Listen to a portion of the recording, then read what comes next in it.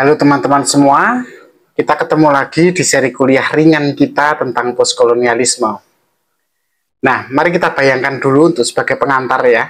Kita bayangkan suatu negara yang merayakan hari kemerdekaannya setiap tahun, di mana bendera dikibarkan, lagu kebangsaannya dikumandangkan, tapi di balik itu semua, ekonominya masih bergantung pada negara-negara besar.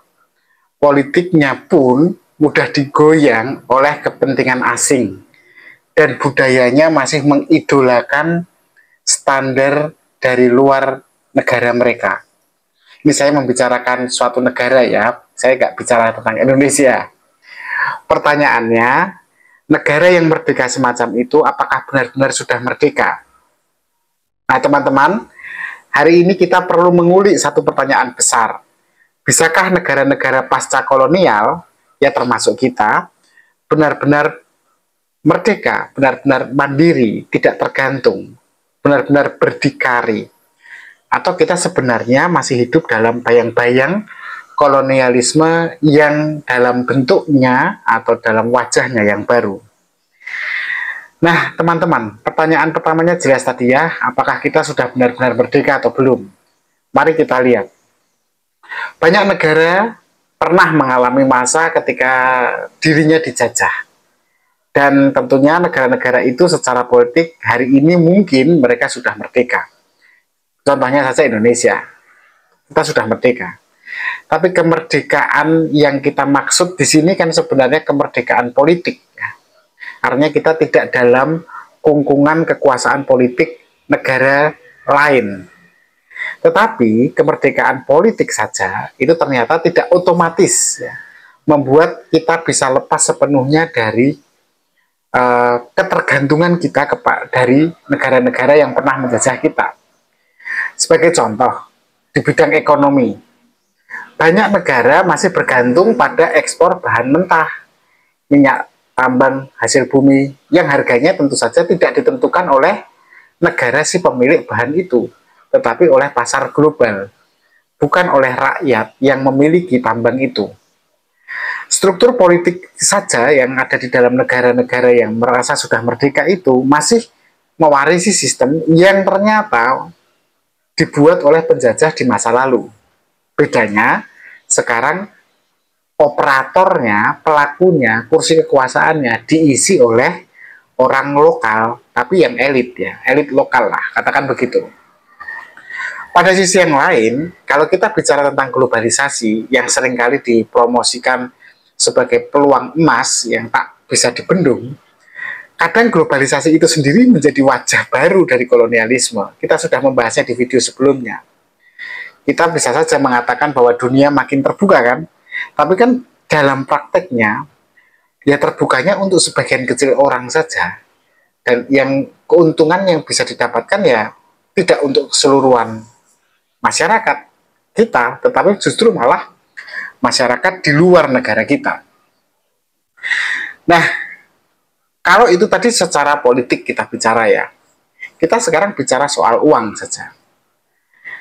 Banyak negara pasca kolonial itu sampai hari ini masih terjebak pada utang luar negeri.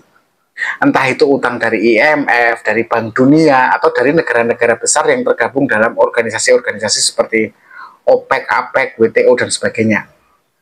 Utang itu seringkali datang dengan syarat kan, yang kemudian syarat itu biasanya itu menuntut kebijakan ekonomi kita berubah dan bisa dikendalikan setengahnya dari luar. Nah, perusahaan multinasional yang bukan berasal dari negara kita kemudian menguasai itu sektor-sektor strategis seperti tambang sampai bahkan telekomunikasi. Dan kita lagi-lagi tetap berada di posisi sebagai pemasok bahan mentah, sementara teknologi dan nilai tambahnya itu dikuasai oleh orang lain di luar negara kita, tanpa saya mau menyebut kata asing ya. Artinya, tanpa kita mampu punya industri sendiri, tanpa kita punya kemampuan menguasai teknologi kita sendiri, ya kita hanya akan berpindah tangan dari kolonialisme ke neokolonialisme atau versi modern dari kolonialisme. Nah, teman-teman, Kalau itu tadi bicara uang, sekarang kita bicara saja tentang demokrasi. Kemerdekaan politik yang sering kali kita rayakan hari ini setiap 17 Agustus, itu kan realitasnya tidak seindah itu. Mungkin saja, saya tidak mengatakan bahwa itu negara kita ya, ada negara lah, ya, ada negara yang sudah merdeka dari penjajahan, tapi justru jatuh ke tangan pemerintahan yang otoriter.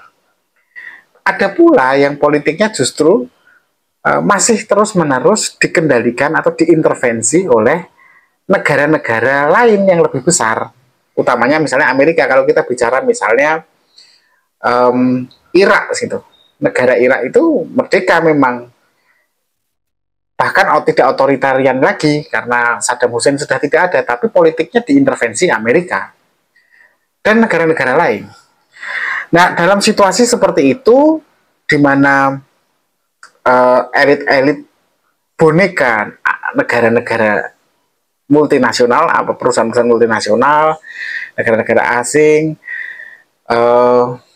pengusaha-pengusaha global, otomatis elit-elit lokal ini punya kebiasaan untuk menjual rakyatnya. Korupsi merajalela kemudian, karena elitisme kan menguatkan, dan suara rakyat kemudian hanya sering jadi semacam formalitas aja ketika pemilu.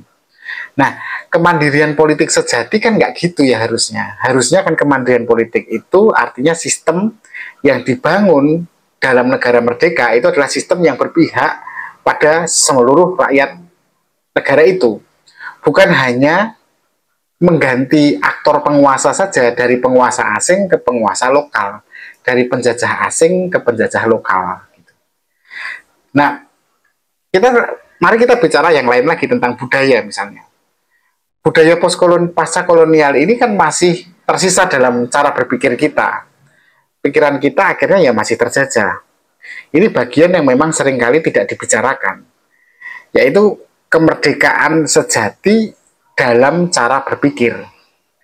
Tapi coba kita perhatikan ya, misalnya tentang yang pernah saya bahas, tentang kurikulum pendidikan, tentang definisi modern gitu, yang seolah kalau modern itu basisnya selalu barat, selalu negara asing gitu ya, bukan modern dalam konteks ya hanya pembedaan mana yang modern, yang maju dan mana yang tradisional, bukan, tapi modern sendiri ini kayak punya makna lebih positif gitu ya. Standar kecantikan misalnya, kalau dalam cara berpikir kita tentang kebudayaan, tentang kecantikan, tentang selera musik, tentang film, tentang mode, semua fashion itu semua diukur dengan tolak ukur barat. Dan sejarah kita bagaimana? Ya kadang sejarah dan budaya kita ya hanya diceritakan dari sudut pandang yang tidak menarik gitu. Nah, kalau cara berpikir kita, cara memandang kita mengenai dunia masih dibentuk oleh warisan-warisan semacam itu, ya berarti pikiran kita itu belum sepenuhnya merdeka. Nah, teman-teman, apa yang bisa kita lakukan? Seperti biasa, pertanyaan menjelang terakhir, ya pertama, ya lagi-lagi kita harus mampu menginovasi teknologi kita dan industri kita, agar kita tidak hanya jualan bahan mentah gitu ya. Tapi itu kan tentu susah ya, karena dibutuhkan dukungan politik yang kuat dari pemerintah, dan ini butuh keseriusan. Kedua, ya tentu saja kita harus memperkuat demokrasi kita yang benar-benar mendengarkan suara rakyat, meskipun tidak seluruh rakyat itu dalam tanda kutip cukup pintar atau cerdas dalam, atau cukup bijaksana dalam memilih. Tetapi ruang yang terbuka ini justru membebaskan rakyat kita dari kebiasaan dijajah atau dikuasai oleh negara asing di masa lalu. Karena kalau kemudian menggantinya dengan sistem otoritarian, ya sama saja hanya mengganti aktor penguasa saja.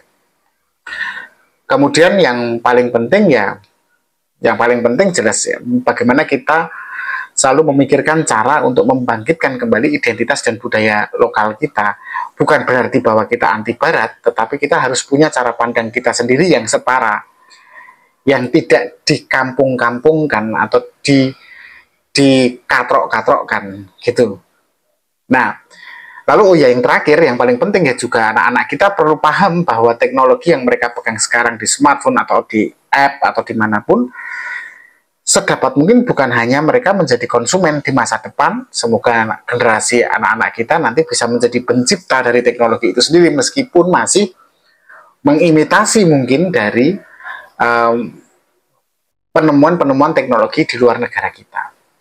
Oke, sebagai penutup, negara kita, ya, negara pasca kolonial ini memang selalu berada di persimpangan, di mana kita selalu pasti masih ada dalam bayang-bayang kolonialisme. Tapi pada sisi yang lain, kita sedang berjuang menuju ke negara yang benar-benar, atau bangsa yang benar-benar berdiri secara berdikari, yang mandiri. Berdiri di kaki sendiri lah, katakanlah begitu. Nah, pertanyaannya kan, bisakah kita sampai di titik itu, kemandirian yang tidak terikat oleh kekuatan atau bangsa-bangsa di luar negara kita? Sebaiknya memang kita tidak lepas, tapi sebaiknya kita berkolaborasi secara setara. Maksudnya adalah bahwa kita harus tidak lagi bicara tentang dekolonisasi, karena dekolonisasi itu seolah-olah akan menghapuskan hubungan kita dengan negara-negara di luar negara kita. Tapi yang kita lakukan adalah bagaimana kita mempascakolonisasikan bangsa kita, di mana kita memang negara mantan jajahan, tetapi pada titik tertentu kita bisa berkomunikasi kembali, berrekonsiliasi dengan negara-negara yang pernah menjajah kita, atau negara-negara atau bangsa-bangsa yang barat, katakanlah, dengan posisi yang setara. Nah, tapi itu semua akhirnya ya tetap butuh yang namanya kekuatan militer dan geopolitik, tetapi itu bukan kapasitas saya untuk membahasnya hari ini. Satu hal yang pasti bahwa kesadaran kita tentang pasca kolonialisme atau postkolonialisme ini penting supaya kita selalu berada pada titik yang berkesadaran dan kritis pada hal-hal yang seolah-olah kita merasa sudah merdeka, padahal belum sama sekali. Terima kasih sudah bersama saya di video kali ini. Kita ketemu di video berikutnya. Tetap berpikir kritis.